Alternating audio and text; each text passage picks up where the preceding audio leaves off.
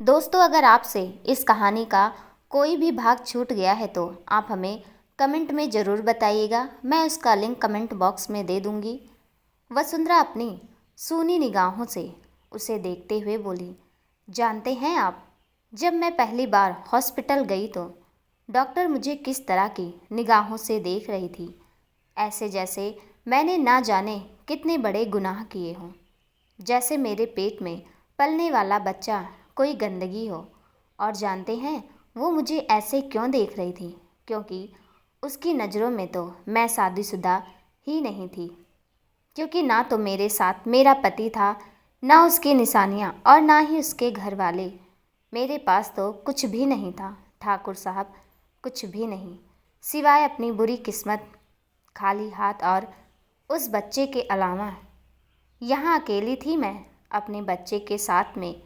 Doctor ने तो साफ साफ मेरे बच्चे को नाजायज़ कह दिया था। आप बताइए, आप क्या मेरा बच्चा नाजायज़ था? बोलिए ना, खामोश क्यों हैं आप? क्यों आपकी ज़बान सिल गई है? अभी तक तो आप मुझसे बहुत सारे सवाल जवाब कर रहे थे ना। अब मैं आपसे सवाल कर रही हूँ तो क्यों मुझे जवाब नहीं मिल रहे हैं? वसुंधरा की आंखों में एक भी आंसू नहीं था, क्योंकि उसके आंसू तो बहुत पहले ही सूख चुके थे। लेकिन आंसू संस्कार की आंखों में जरूर थे, क्योंकि उसके लिए यह सच बर्दाश्त करना बेहद मुश्किल हो रहा था। क्या जवाब देता वह वसुंधरा के सवालों का, जबकि वह तो खुद को ही जवाब नहीं दे पा रहा था। उसने अपना सिर ना में हिलाया, क्योंकि कहने की हालत में तो वह था ही नहीं। इधर समय के कमरे में समय ने सुहानी को अपनी तरफ खींचा तो उसकी पीठ जाकर समय की चौड़ी छाती से जा टकराई तो समय ने उसे पीछे से अपनी बाहों में भर लिया और उसके पेट पर अपने हाथ कस दिए। यह देखकर सुहानी एक पल के लिए सिहर गई। वह उसकी पकड़ से दूर होना चाहती थी, लेकिन समय की पकड़ बेहद मजबूत थी, जिस वजह से वो तो हिल भी नहीं पा रही थी। समय पीछे से उसके कान को चूमते हुए बोला, मुझे कोई प्रॉब्लम नहीं है तुम्हारी किसी भी बात से, सुहानी, और मुझे तुम्हारा प्यार भी नहीं चाहिए। सुना तुमने? अब मैं वो करूँगा जो मेरा हक है और तुम्हारा फ़र्ज। कहकर उसने सुहानी को अपनी तरफ घुमाया और उसकी गहरी नीली आंखों में देखने लगा। वहीं सुहानी भी अपनी नीली आंखों से उसकी ग्रे आंखों में झांक रही थी, जिसमें उसे किसी भी तरह के प्यार और परवाह के कोई निशानी नहीं नजर आ रही थी। उसने अगर था तो सिर्फ और सिर्फ गुस्सा। सुहानी को अब भी यकीन नहीं हो रहा था कि समय ने उसे यह सब कहा है। वह अपनी शादी में इस तरह से बिना उसकी मर्जी के आगे बढ़ना चाहेगा, यह तो उसने सपने में भी नहीं सोचा था। उसे लगा शायद उसने कुछ गलत सुन लिया है, तो वह उसे सवालिया निगाहों से देखने लगी तो उसकी नज़रों में उठ रहे सवाल को पढ़कर समय हल्का सा मुस्कुराया और बोला, तुम्हें क्या लगता है सुहानी कि मैं अपनी सुहाग रात को तुम्हारे बेवजह गुस्से और नाराज़गी की वजह से यूं ही बर्बाद जाने दूंगा और किसी फिल्मी हीरो की तरह जाकर सोफे पर सो जाऊंगा और तुम उस बड़े आराम से उस बेड पर अकेले सोओगी? तो यह सब तुम्हें गलत लगता है, क्योंकि मेरा ऐसा कोई इरादा नहीं है। कहकर समय ने उसे खुद के और नज़दीक किया और उसकी साड़ी के आंचल से उसकी पिन निकालने लगा। और इससे पहले कि सुहानी को कुछ समझ आता और वह समय को रोती, उसका आंचल उसके हाथों से फिसलते हुए जमीन पर जा गिरा। यह महसूस करते सुहानी जल्दी से पलटकर खड़ी हो गई तो समय आगे बढ़ा और उसके गले से वो नेकलेस निकाल दिया। फिर उसके कानों से वह झुमके और उसके कानों को एक बार फिर से चूम लिया। जैसे जैसे समय की हरकतें उसके शरीर पर हो रही थी, वैसे वैसे सुहानी का गुस्सा बढ़ता जा रहा था। उसने कसकर अपनी साड़ी को पकड़ रखा था। उसके नाखून उसकी मुट्ठियों में घुसे जा रहे थे। शायद से वहाँ पर हल्का हल्का खून भी निकलने लगा था। सुहानी को कोई भी विरोध ना करता देखकर समय की हरकतें बढ़ती जा रही थी। अब समय ने पीछे से उसके ब्लाउज़ की डोरी खोल दी और उसके ब्लाउज़ को कंधे से नीचे कर दिया। अब जब सुहानी के बर्दाश्त की सीमा खत्म हो चुकी थी, उसने कभी अपनी ज़िंदगी में सोचा नहीं था कि उसका समय उसके साथ यह सब कर सकता है, वह भी बिना उसकी मर्जी के। सुहानी के आंसू टपर टपर उसकी आंखों से बहे जा रहे थे, लेकिन तभी उसके मन ने कहा, नहीं सुहानी, ये वक्त रोने का नहीं है, क्योंकि रोने से कुछ भी नहीं बदलने वाला। तुझे अब कुछ ऐसा करना होगा जिससे तू खुद को उससे बचा सके, क्योंकि तेरे सामने जो खड़ा है वह वो समय नहीं जिसे तू जानती थी या जिससे तूने कभी प्यार किया था।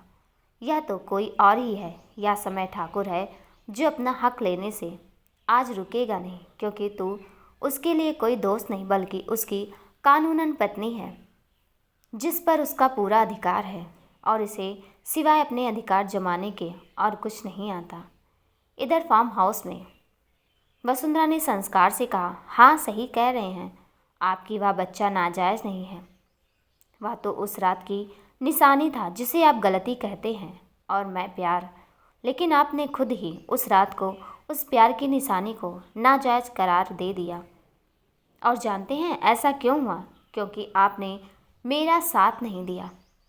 आपने मुझे ऐसी परिस्थितियों में धक्का दे दिया कि मुझे लगने लगा कि वह मेरी जिंदगी की सबसे बड़ी गलती थी।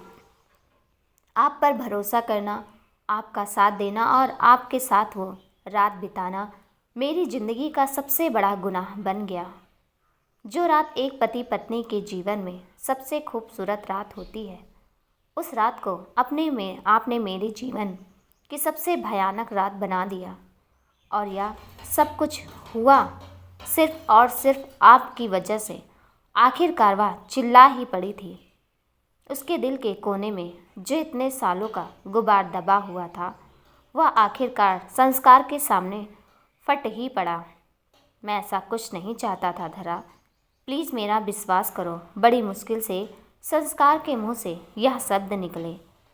वसुंधरा ने उसके कॉलर को छोड़ा और उसे तिरछी निगाहों से देखते हुए बोले, विश्वास? वह भी आप पर?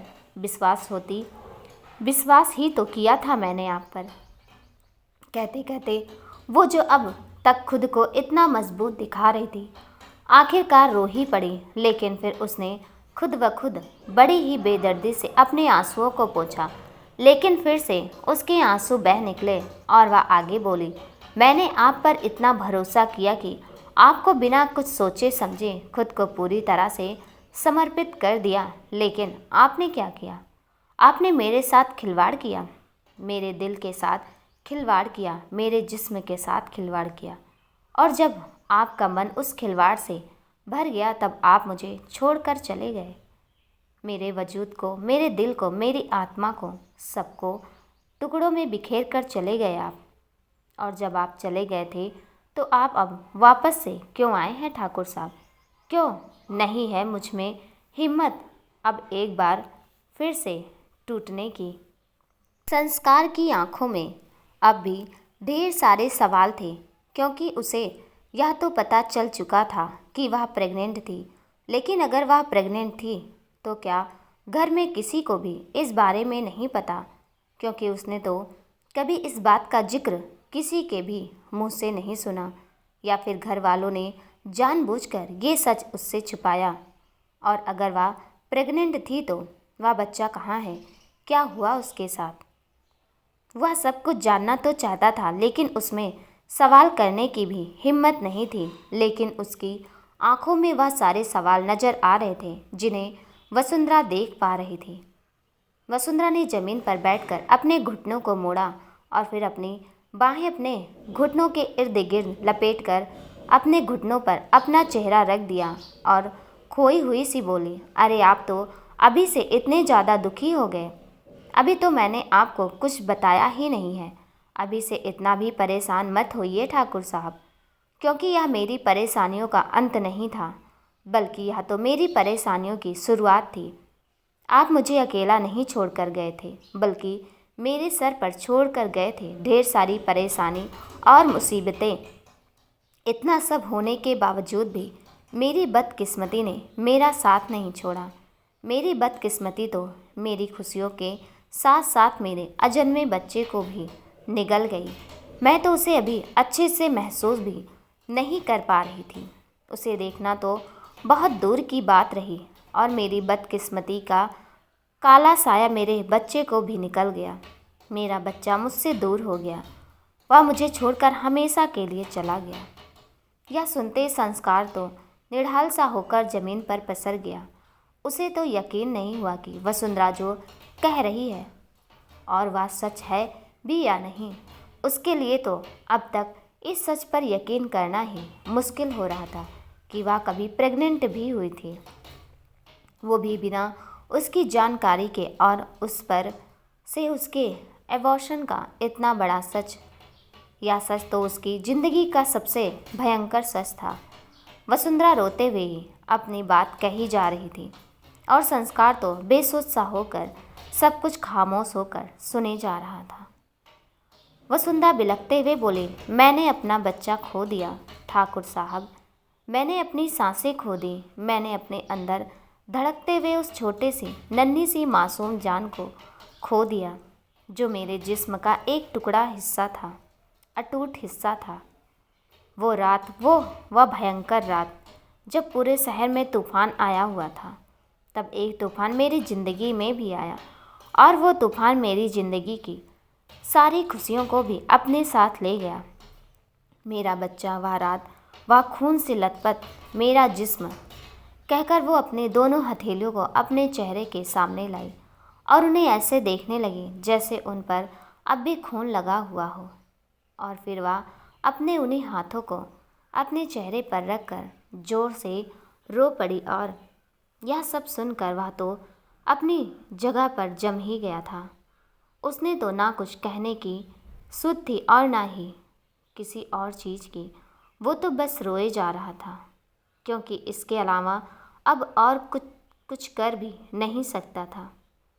उसकी आंखें आंसुओं से इस कदर भर चुकी थी कि उसे अब तो कुछ नज़र भी नहीं आ रहा था। उसके कानों में बार बार वसुंधरा के कहे बस यही शब्द गूंज रहे थे कि उसने अपना बच्चा खो दिया। इधर समय के कमरे में सुहानी आंखें बंद करके खुद को समय से बचाने के बारे में सोच रही थी और वहीं समय की हरकतें उसके शरीर पर बढ़ती जा रही थी। तभी सुहानी ने बड़े ही प्यार से उसका नाम पुकारा और उसके हाथ पर अपना हाथ रख दिया, जो उसके लहंगे की डोरी तक जा पहुंचा था। सुहानी बड़े प्यार से बोली, समय, इतनी भी क्या जल्दी है तुम्हें यह सब कहने की? अभी तो रात बस शुरू ही हुई है, पूरी रात पड़ी है, थोड़ा आराम से तो कर लो। यह कहकर सुहानी ने उसकी दोनों बाहें पकड़ी और अपनी कमर के इर्द गिर्द लपेट दी और वह उसके और करीब हो गई। यह देखकर समय की तो सिट्टी पिट्टी गुम हो गई, क्योंकि उसे तो लगा था कि जो वो कर रहा है सुहानी उसका विरोध करेगी और उस पर गुस्सा करेगी, चिल्लाएगी, लड़ेगी, झगड़ेगी, क्योंकि यही तो वो चाहता था, उसको परेशान करना, उसे सताना। लेकिन यहाँ तो सब कुछ उल्टा ही हो गया था। कहाँ वह सुहानी को परेशान कर रहा था और कहाँ सुहानी उस पर ही हावी हो रही थी। वो जो कुछ भी कर रहा था वह तो सिर्फ दिखावे के लिए था, उसे परेशान करने के लिए था। लेकिन सुहानी का इस तरह से रिएक्शन देना अब उसके होश उड़ा रहा था। लेकिन कहीं ना कहीं उसे सुहानी का खुद से इतने करीब आना अच्छा भी लग रहा था। वह प्यार से उसकी नीली आंखों में देखते हुए बोला, क्या हुआ बेगम साहिबा, अचानक से आपके तेवर बदल कैसे गए? जिस पति से थोड़ी दूर पहले आपको इतनी नफरत हो रही थी, अचानक से उससे इतना प्यार कैसे होने लगा? कहते हुए समय की उंगलियां उसकी कमर पर थिरक रही थी, जिस वजह से सुहानी की धड़कनें बढ़ती जा रही थी। पर फिर भी वह मुस्कुराए जा रही थी। लेकिन अगले ही पल उसकी मुस्कुराहट घबराहट में बदल गई, क्योंकि समय ने उसे खींचकर दीवार से लगा दिया था और खुद उसके बेहद करीब हो गया था। उसके बाद समय ने उसकी गर्दन पर अपने ओंठ रख दिए। उसकी हरकतें हर बढ़ते लम्हे के साथ बढ़ती जा रही थी और सुहानी की आंखें हैरानी से फैलती जा रही थी। इस वक्त उसके पेट की तितलियां उड़ रही थी, लेकिन सतब ही साथ वह बहुत ज़्यादा नर्वस भी महसूस कर रही थी। शायद उसका जिस्म भी इस चीज़ की मांग करने लगा था, लेकिन उसका दिमाग और उसका दिल दोनों ही इस चीज़ को स्वीकार करने को तैयार नहीं था।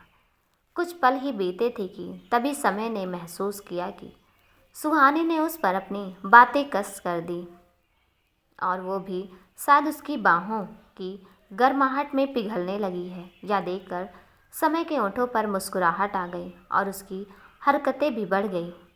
सुहानी पूरी तरह से मदहोश हो चुकी थी, जो समय के दिल को बेहद सुकून पहुंचा रही थी। वो मन ही मन बोला, बस कुछ पल और सुहानी, तुम मेरे जादू में पूरी तरह से जकड़ चुकी हो, लेकिन मैं जानता हूँ कि तुम्हारा दिल अब भी इस सब के लिए तैयार नहीं है, तो मैं भी इससे आगे नहीं बढ़ूँगा। वह अपने मन में यह सब सोच ही रहा था कि तभी सुहानी मदहोशी के आलम में ही बोली, अबीर। और जैसे ही अबीर का नाम समय के कानों में पड़ा, उसके साथ ही उसके हाथ और उसके होंठ दोनों ही रुक गए और समय झटके से उससे थोड़ा सा दूर हो गया। समय की रुकी हुई हरकत महसूस होते ही सुहाने के ओंठों पर एक बड़ी सी मुस्कुराहट आ गई। वह अपने ऊपर नीचे होते हुए सांसों को नियंत्रित करते हुए बड़ी ही मुश्किल से बोली, क्या हुआ डियर हस्बैंड, तुम रुक क्यों गए? समय उसे गुस्से से घूरते हुए बोला, या क्या बदतमीजी थी सुहानी। सुहानी बड़े प्यार से पूरी तरह से अनजान बनते हुए बोली, क्या बदतमीजी? अब मैंने क्या किया? जो कुछ कर रहे थे वह तुम ही तो कर रहे थे। मैंने तो तुम्हें नहीं रोका, लेकिन तुम खुद ही रुक गए और अब इल्ज़ाम मुझ पर लगा रहे हो। वो उसे चिढ़ाने के अंदाज में बोली। समय आगे बढ़ा और उसके चेहरे को अपनी एक हथेली में दबाते हुए बोला, तुम्हें नहीं मालूम कि मैं क्यों रुक गया? तुम्हें नहीं मालूम तुमने क्या किया है? सुहानी ने मासूमियत से अपनी गर्दन ना में हिलाई तो समय उस पर जोर से गरजा और अपने दांत पीसते हुए बोला, अभी अभी तुमने उस कमीने अबीर का नाम अपने मुंह से क्यों निकाला? वह जोर से चिल्लाया और सुहानी मन ही मन हंसने लगी। उसके चेहरे पर डर नाम की सिकन नहीं थी। वह ना तो उसके गुस्से से डर रही थी और ना ही उसके बर्ताव से। उसे तो अब समय की हालत पर हंसी आ रही थी। सुहानी ने अपना चेहरा झटका तो समय ने भी उसका चेहरा छोड़ दिया। उसके बाद सुहानी मुस्कुराया और उसके गले में अपने हाथ डालते हुए बोली, तो तुम्हें क्या लगा था समय कि जो कुछ तुमने मेरे साथ किया है उसके बाद मैं तुम्हारी इन हरकतों को दिल से एक्सेप्ट कर लूँगी? मैं तुम्हें अपने पति के रूप में इतनी आसानी से स्वीकार कर लूँगी और तुम्हें अपना लूँगी। कहते कहते उसकी बातों का लहजा बिल्कुल बदल चुका था और इस वक्त वह बेहद गुस्से में थी। वह उसे अपनी जलती निगाहों से देखते हुए बोली, भूलो मत समय, तुमने यह शादी ज़बरदस्ती की है। तुमने मजबूर किया है मुझे इस शादी को करने के लिए। तुम मुझसे ज़बरदस्ती शादी तो कर सकते हो और शायद ज़बरदस्ती मेरे जिस्म को भी पा सकते हो, लेकिन मेरे मन पर राज कभी नहीं कर पाओगे। वो अपनी आँखों में ढेर सारी नफ़रत लिए हुए बोली, मैं तुमसे नफ़रत करती हूँ, सिर्फ नफ़रत, और यह नफ़रत कभी प्यार में नहीं बदलेगी। तुम्हारी एक एक हरकत से मेरी नफ़रत और ज़्यादा बढ़ती जा रही है। ये सुनकर भी समय ने कुछ नहीं कहा। वह खामोशी से उसे देखता रहा तो वह आगे आकर बोली, एक बात अपने दिमाग में अच्छी तरह से बिठा लो समय ठाकुर, अब मैं वह पहले वाली बेवकूफ़ सुहानी नहीं हूँ जो तुम्हारे बातों के और तुम्हारे प्यार के जाल में फंस जाएगी। तुम खुद को बहुत अच्छा इंसान समझते हो, लेकिन अभी हर तरह से तुमसे ज़्यादा बेहद है। हर लिहाज में तुमसे 21 ही है। तुम्हारे छूने से मुझे खुद से ही घिन आ रही है। तुम मुझे छुओ उससे पहले तो मैं मर जाना पसंद करूँगी। इधर फार्म हाउस पर वसुंधरा ने एक नज़र संस्कार को देखा, लेकिन वह तो बिल्कुल खामोश होकर एक टक उसे ही देखे जा रहा था। तो वसुंधरा ने अपने सीधे हाथ की हथेली को अपने पेट पर रखा और संस्कार की तरफ देखते हुए बोली, यहाँ था मेरा बच्चा ठाकुर साहब, यहाँ पर, लेकिन फिर मुझे यहीं पर बहुत तेज़ दर्द हुआ और वो दर्द मुझे मेरी ज़िंदगी का सबसे बड़ा दर्द देकर चला गया। उस दर्द में मैंने अपना बच्चा खो दिया। मैं बहुत बुरी हूँ ना ठाकुर साहब। अगर मैं बुरी ना होती तो ना आप मुझे छोड़ कर जाते और ना ही मेरा बच्चा। संस्कार ने रोते हुए अपना सिर ना में हिलाया और उसके करीब आकर उसका हाथ कसकर पकड़ कर बोला, नहीं वसुंधरा, तुम बुरी नहीं हो, बुरा तो मैं हूँ, बहुत बुरा हूँ मैं, बहुत बुरा। तुम्हारे साथ जो कुछ हुआ उसमें किसी की कोई गलती नहीं है, सिर्फ मेरी गलती है। अगर मैंने वक्त पर तुम्हारी बात सुनी होती, मैंने वक्त पर तुम्हारा ख्याल रखा होता तो शायद आज यह सब होता ही नहीं। ना तो मैं तुम्हारा ख्याल रख पाया और ना ही हमारे बच्चे का। मैं तो पति कहलाने के लायक भी नहीं हूँ। मैंने अपनी कोई जिम्मेदारी नहीं निभाई ना तुम्हारी तरफ और ना ही हमारे बच्चे की तरफ। मैं तो अनजाने में ही अपने बच्चे का कातिल बन गया। काश कि मुझे वक्त पर सब सच पता चल पाता। काश मैं तुम्हें एक मौका दे। वसुंधरा संस्कार की बात को बीच में ही काटते हुए बोली, मैं तो आपको सारा सच बताना चाहती थी ठाकुर साहब, लेकिन आपने तो मुझे एक भी मौका नहीं दिया। लेकिन मालूम है ठाकुर साहब, मुझे लगता है कि सब में सारी गलती आपकी भी नहीं है। गलती तो मेरी है और मेरी खराब किस्मत की है, क्योंकि मैं तो हमेशा से ही एक बहुत कमज़ोर लड़की रही हूँ जिसने अपनी ज़िंदगी में सब कुछ खो दिया। पहले अपने माता पिता को खो दिया, उसके बाद आप मेरी ज़िंदगी में आए तो खुद को बहुत रोका आपके प्यार में पड़ने से, लेकिन नहीं रोक पाई मैं खुद को और कर बैठी अपनी ज़िंदगी की सबसे बड़ी गलती। आपको चाहा तो आप भी मुझसे दूर हो गए। उसके बाद मेरी ज़िंदगी में मेरा बच्चा आया, फिर लगा कि शायद थोड़ी सी खुशियाँ मुझे नसीब हो जाएं और उस बच्चे की वजह से शायद आप भी वापस से पहले जैसे हो जाएं। लेकिन मेरी बुरी किस्मत वो भला मेरी ज़िंदगी में कैसे खुशी को आने कैसे दे सकती थी। तो उसने मेरे बच्चे को भी मुझसे छीन लिया। मैं अपने बच्चे को बचा नहीं पाई। उसकी आवाज़ में गुस्सा, दर्द, पछतावा सारे एहसास थे। उसकी बातें सुनकर लग रहा था कि वह कितनी बुरी तरह से टूटी हुई है, लेकिन अब तक भी उसके मन का गुबार पूरी तरह से नहीं निकला था। संस्कार के लिए सब कुछ सुनना बहुत ज़्यादा मुश्किल हो रहा था। उसने अब और कुछ सुना नहीं जा रहा था। वह अपने दोनों कानों पर हाथ रखते हुए बोला, बस करो वसुंधरा, बस करो। मुझसे अब और नहीं सुना जा रहा है। ऐसा लग रहा है जैसे तुम मुझे यह सब बता नहीं रही हो, बल्कि कोई मेरी सांसें मुझसे छीन रहा है। मुझे घुटन हो रही है वसुंधरा। मुझे लग रहा है जैसे मेरे जिस्म से मेरी जान निकलती जा रही है। उसकी बात सुनकर वसुंधरा अपनी रोती आंखों से ही मुस्कुराई और बोली, अरे ठाकुर साहब, यह कैसी बातें कर रहे हैं आप? अभी से बस कर दूं मैं ठाकुर साहब? अभी तो यह बस एक शुरुआत है। अभी मेरी बदकिस्मती का अंत नहीं हुआ है। आपको आज सब कुछ सुनना होगा।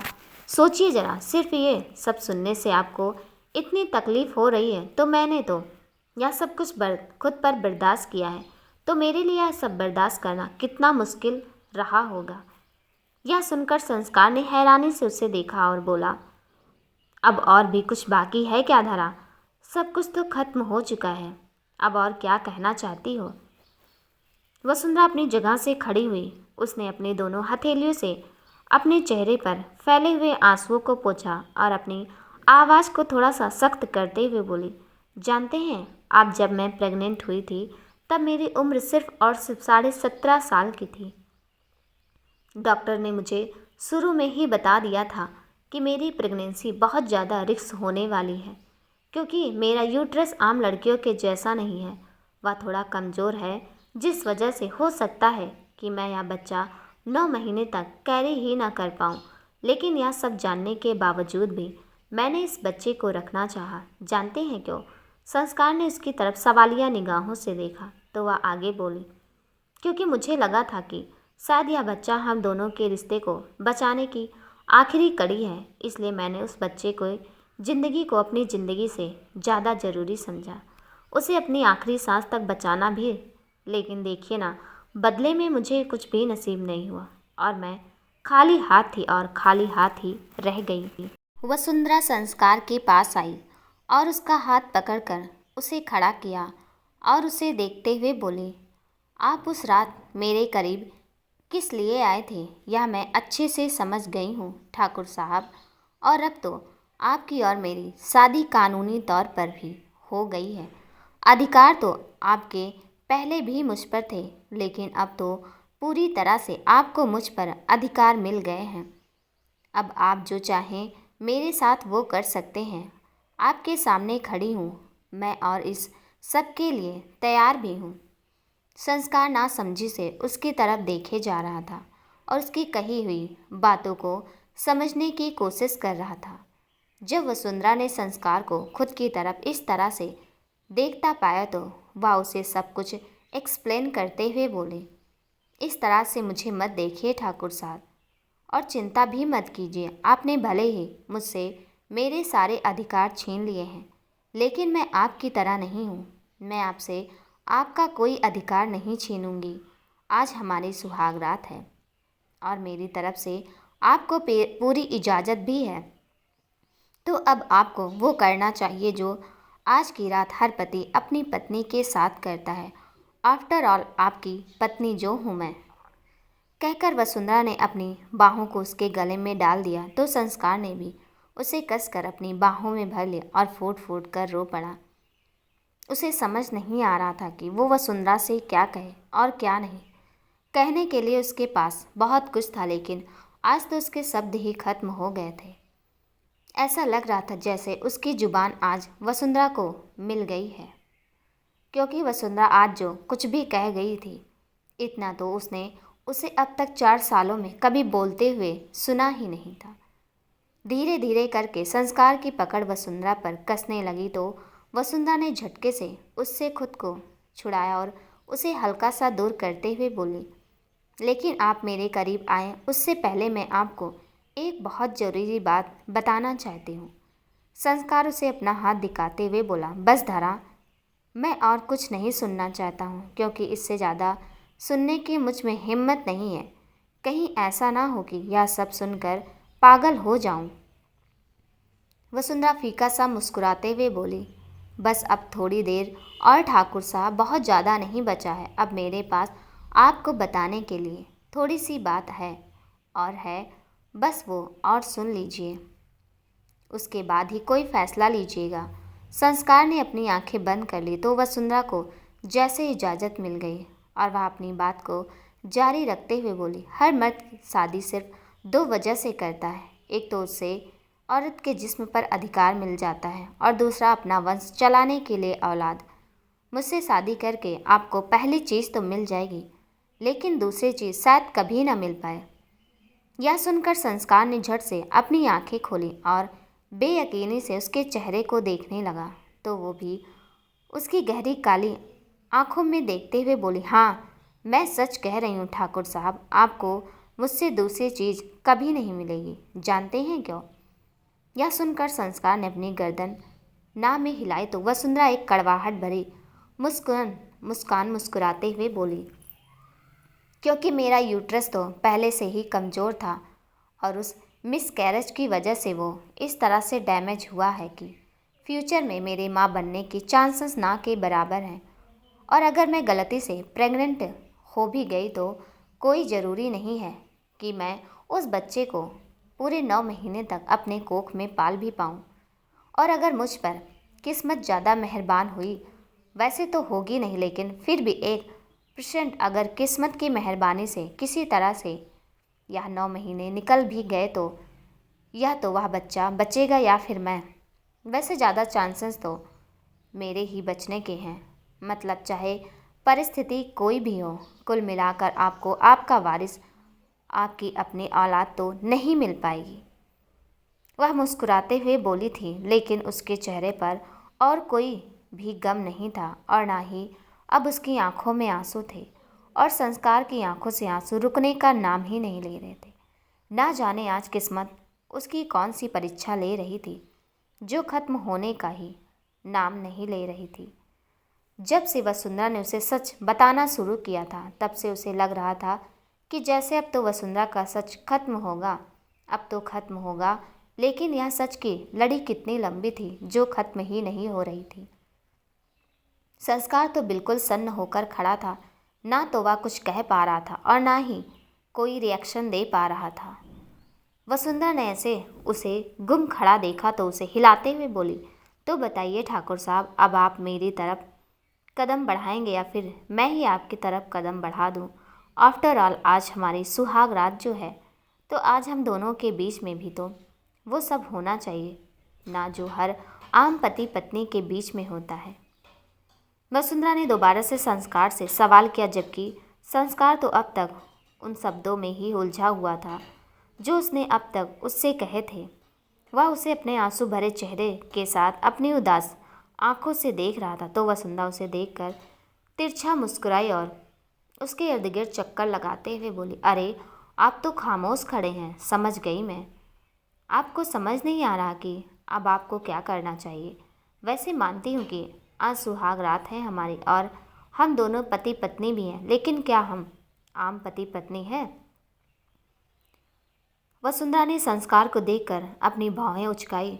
वह चाहती थी कि संस्कार उसे कुछ तो कहे, लेकिन संस्कार था कि बिल्कुल खामोश हो गया था। उसकी जबान सिल चुकी थी। वह अब भी कुछ नहीं बोला तो वसुंधरा अपने सवाल का जवाब खुद ही देते हुए बोली, नहीं, हम तो आम पति पत्नी हैं ही नहीं। हमारे बीच में आम कुछ भी नहीं है, सब कुछ बहुत खास है। समझ गई मैं। सारा सच जानने के बाद अब आप मेरे करीब नहीं आना चाहेंगे। अब तो आप मुझसे कोई रिश्ता नहीं रखना चाहेंगे, क्योंकि आपको समझ आ गया कि अब मैं आपके किसी काम की नहीं हूँ। लोग शादी इसलिए तो करते हैं ताकि अपने खानदान को वारिस दे सकें, और जब औरत ऐसा नहीं कर सकती तो वह उसे छोड़ देते हैं। ऐसा ही आप भी करने वाले हैं ना? वसुंधरा ने बड़े ही इत्मीनान से उसकी आंखों में देखते हुए यह सवाल किया तो संस्कारी आंखों से एक बार फिर से आंसू बहना शुरू हो गया और उसे रोता देखकर वसुंधरा एक पल को रुकी, लेकिन आज वह कमज़ोर नहीं पड़ना चाहती थी। इसलिए वह आगे आई और अपने हाथों से उसकी आंसू पोंछते हुए बोली, अब यह आंसू क्यों ठाकुर साहब? अब यह आंसू कुछ भी वापस नहीं ला सकते, कुछ भी नहीं बदल सकते। मैंने तो आपको दबे शब्दों में समझाने की बहुत कोशिश की थी कि आप इस शादी से इनकार कर दें, लेकिन आप तो ना जाने किस ख्वाब में जी रहे थे जो आपने दोबारा से मुझसे शादी कर ली। अगर आपने मेरी बात मान ली होती तो इतना सारा झंझट ही नहीं होता, क्योंकि हमारी शादी तो पहले ही इलीगल थी, तो फिर उसे तोड़ने का सवाल ही नहीं पैदा होता। लेकिन आपने जानबूझकर उसे लीगल रजिस्टर्ड करा दिया, और अब सारा सच जानने के बाद आपको पछतावा हो रहा है ना मुझसे दोबारा शादी करके? क्या संस्कार सारी सच्चाई जानने के बाद वसुंधरा को अपनाएगा? देखते हैं अगले भाग में। कहानी कैसी लगी कमेंट में ज़रूर बताइएगा, और कहानी का अगला भाग देखने के लिए चैनल को सब्सक्राइब कर दीजिएगा, साथ में बेल आइकन भी प्रेस कर दीजिएगा ताकि मेरी आने वाली हर वीडियो का नोटिफिकेशन आपको मिल जाए। तब तक के लिए नमस्कार।